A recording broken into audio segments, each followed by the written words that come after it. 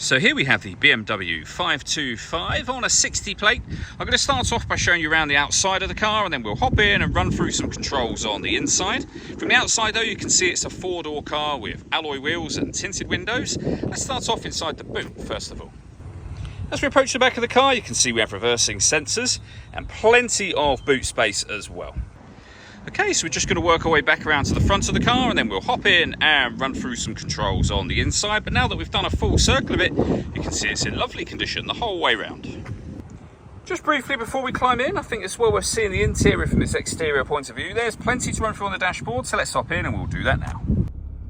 Okay, now that we're inside the car, we're going to start with the dials. Over on the left-hand side, we have the fuel gauge, followed by the speedometer, the rev counter, and the coolant temperature gauge. In the middle, you can see the total miles for the car. They are 176,816.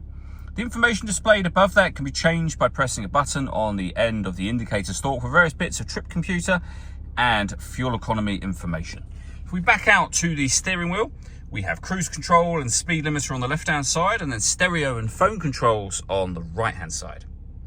Over in the center is where you will find the main stereo screen itself. Up on here, amongst other things, you can have satellite navigation. It's a really good quality color display, as you can see. Really easy system to use as well. All of the movement that I'm making at the moment on this main screen, I'm doing so by using the iDrive system, which is essentially this dial, the collection of buttons that surround it as well, so you can access things like your satellite navigation, for example, or your main menu. But the dial will do virtually everything. For example, if you push it down, you'll enter whatever menu you are currently highlighting. So we've got our CD player.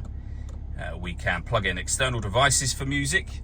So there we've got USB input, Bluetooth audio, and auxiliary input as well. So loads of ways to listen to your music in this car. We can access our radio from here. So if we push the dial down, we are then confronted with AM and FM radio, as you can see there. And then you can pay your telephone and of course access your satellite navigation amongst the other options that you see being displayed on the screen just there.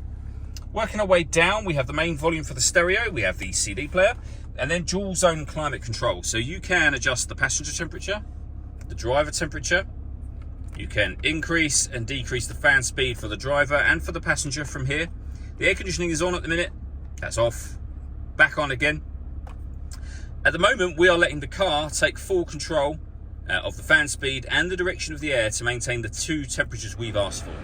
But if we press auto, we will regain full control. We can adjust the temperature, the fan speed. You can adjust the direction the air is being distributed in for both passenger and driver from over there as well. Or, as I say, just hit auto. The car will do all of that for you. We have a couple of cup holders just here and a 12-volt charging socket. You can close that over. The gear lever for the fully automatic gearbox as well. And then we have an electronic handbrake with auto hold function. We can turn off our parking sensors from here and our traction control as well. All that leaves me to say is thank you for taking the time to watch this video. If you'd like to come and see the car in person and have a test drive, please feel free to give us a call here at Glenborns. We'd love to hear from you soon.